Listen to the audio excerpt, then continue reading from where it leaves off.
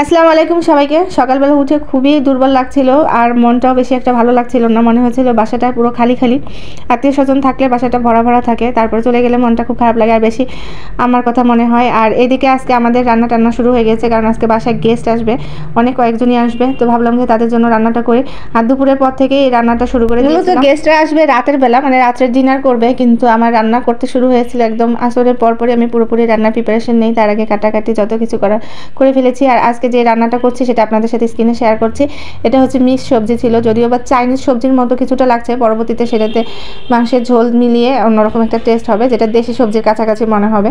কিন্তু এটা আমি নিজস্ব রেসিপিতে এটা করেছি। আপনারা দেখতে পাচ্ছেন কালারটা কত সুন্দর হয়েছে। রান্না চলাকালীন সময়ে একবারে ধোয়ার কারণে ভালো মতো ফুটেজ নেওয়া যায় না, তারপরে ফাইনাল আপনাদের সাথে সেটুকুই চেষ্টা করছি যেটুকু এখন দেখা। মিক্স এই সবজির মধ্যে সব ধরনের শীতকালীন সবজি ছিল, তার মধ্যে ফুলকপি, বাঁধাকপি, গাজর, যা যা পারছি সবগুলোই এখানে দেওয়ার চেষ্টা করেছি। আর এই পাশে যে রান্নাটা আপনারা দেখছেন, এটা পেঁয়াজ বেরেস্তা করছিলাম, যে মাছ ভেজে সেটা বেরেস্তা দিয়ে পরিবেশন করার জন্য। একদম এই রান্নাটা পোলাওয়ের সাথে বা সাদা ভাতের সাথে অন্যরকম একটা টেস্ট লাগে। আর এরপরে যেই রেসিপিটা আপনাদের সাথে শেয়ার করছি সেটা হচ্ছে কোরিয়ান চিকেন। যদিও বা বাংলাদেশে এসে এই জিনিসটা ফার্স্ট টাইম আমি বানাচ্ছি, কিন্তু এটা মালয়েশিয়া অনেকবার করেছিলাম এবং আমার বাচ্চারা খুব পছন্দ করে। তো ভাবলাম আরও আইটেম ছিল, সেটা চিতই পিঠে আর গরুর মাংস। তো ওটা খাওয়ার পরে হয়তো বা এই ধরনের আইটেমগুলো অত বেশি একটা খেতে চাইবে না, তো এমন কিছু মুখ রোচকর জিনিস বানালাম যাতে করে তারা খুব পছন্দ করে খায়। আর এখানে ছিল পোলাও এবং সাদা ভাত, দুটোই ছিল, কারণ অনেকে পোলাও খেতে পছন্দ করে না। আমার কাছে যেটা মনে হয়, আমি যদি সাদা ভাত পাই তাহলে পোলাওয়ের ধার কাছেও থাকি না।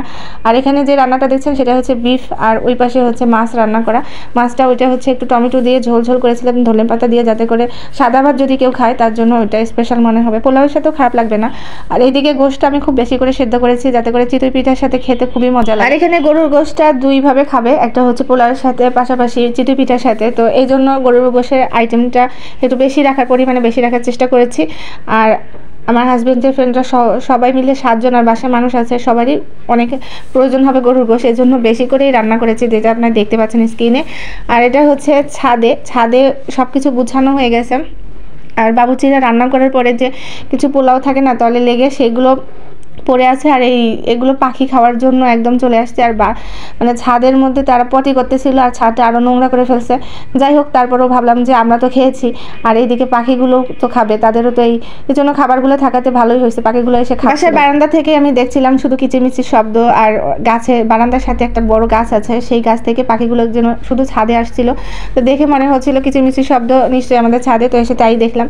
আর এদিকে আমাদের সাদা টু গরম তাপের জন্য কম্বলের ভিতর ঢুকে গিয়েছে। ও মাঝে মাঝে ওর ফ্রেন্ড হয়েছে কয়েকজন, তাদের সাথে দেখা করতে চলে যায়, 2-4 দিন সেখানে থাকে। তারপর বাসায় যখন আসে তাকে আমরা গোসল টোসল করিয়ে আবার বাসার মধ্যে এন্ট্রি নেওয়াই। কিন্তু এখন ও শীতের কারণে তেমন একটা যাচ্ছে না বাইরে, কারণ বাইরে তো শীত, আর বাসায় থাকলে তো আরামেই থাকে।